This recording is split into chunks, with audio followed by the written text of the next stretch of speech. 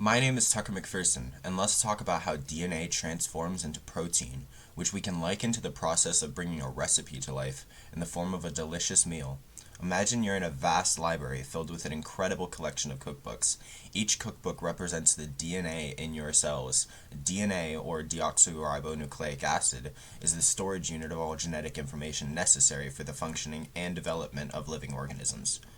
Just like how a cookbook contains recipes for different dishes, DNA contains the instructions or genes for making proteins, which are crucial for the body's structure, function, and regulation of tissues and organs. Now, you can't cook directly from the book in the library, right? You need a chef to read the recipe to understand it, and then prepare the dish in the kitchen. This is where RNA comes into play. RNA, or ribonucleic acid, acts like the chef who transcribes the recipe from the cookbook. It reads the gene, which is the recipe, in the DNA and carries this information to the cell's kitchen, the ribosome, where the protein or our meal will be made. This process is known as transcription. But how does our chef turn this recipe into a dish? This is where the magic of translation occurs. The RNA now carrying the recipe interacts with the ribosome and various ingredients, which in this analogy are amino acids, the building blocks of proteins. The ribosome reads the RNA sequence and assembles the amino acids in the correct order to create the protein, just like following a recipe to the letter results in a specific dish. This sequence of amino acids determines the type and function of the protein produced. And there you have it, a journey from the genetic library in the nucleus through the diligent work of RNA to the bustling kitchen of the ribosome, where the final product, a protein, is crafted. This protein then goes on to play its unique role in the body, be it providing structure to the cells, defending the body against invaders, or catalyzing essential chemical reactions. Just as diverse ingredients can create countless dishes, the variety of proteins synthesized by our cells is what makes life wonderfully complex and dynamic.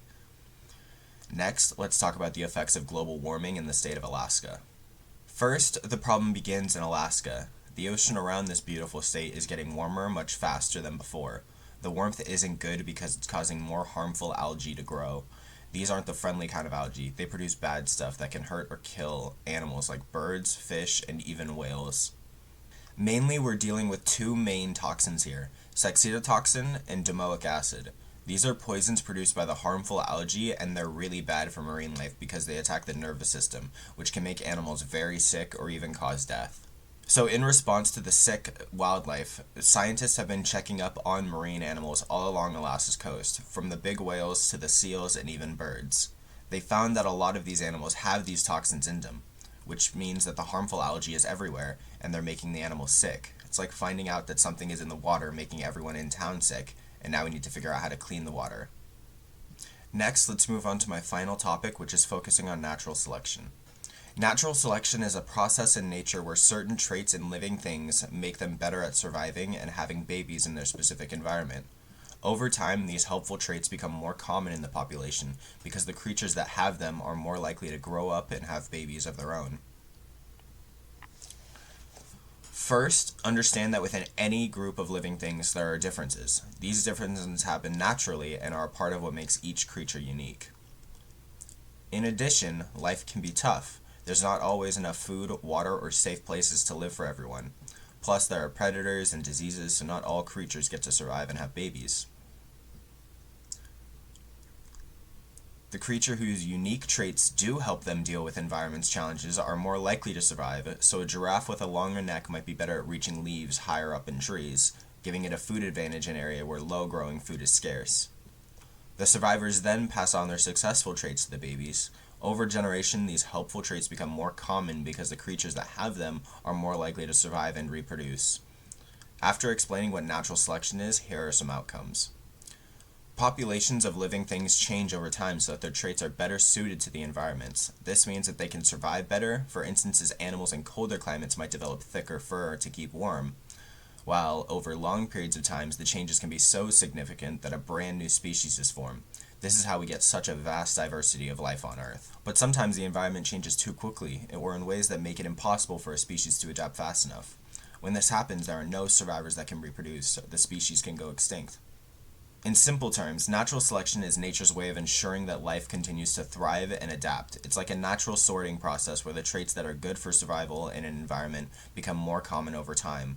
This process can lead to incredible diversity and the emergence of new species, although unfortunately the disappearance of some species that can't adapt quickly enough.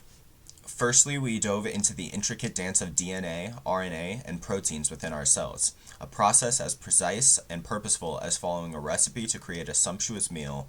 This molecular ballet, where DNA acts as the master cookbook and RNA as the diligent chef, results in the production of proteins, the essential workers that drive virtually all aspects of our biological existence. Turning our gaze to the broader environmental stage, we observe the dramatic impacts of global warming on Alaska's marine ecosystem. Here, the rising ocean temperatures are not just numbers on a thermometer, but catalysts for harmful algal blooms, producing deadly toxins like saxitotoxin and domoic acid. These substances pose a grave threat to marine life, from the smallest fish to the mightiest whales, and by extension to the human communities that rely on these waters for sustenance and livelihood. This scenario highlights the urgent need for environmental stewardship in the face of climate change. Lastly, we explored the principle of natural selection, nature's methods of ensuring that life not only persists but adapts and thrives in the face of changing environments. Through the survival of the fittest, species evolve, displaying a remarkable ability to adjust to their surroundings. Yet this process also has its casualties. As some species fail to adapt quickly enough, leading to extinction, this serves as a reminder of the delicate balance that sustains biodiversity on our planet. In closing, my aim was to shed light on the interconnectedness of life at all levels, from the cellular to the global ecosystem. By understanding these connections, we can better appreciate the complexity of life and the importance of preserving our planet for future generations. Thank you so much for listening to me. My name has been Tucker McPherson, and I hope you all have a wonderful day.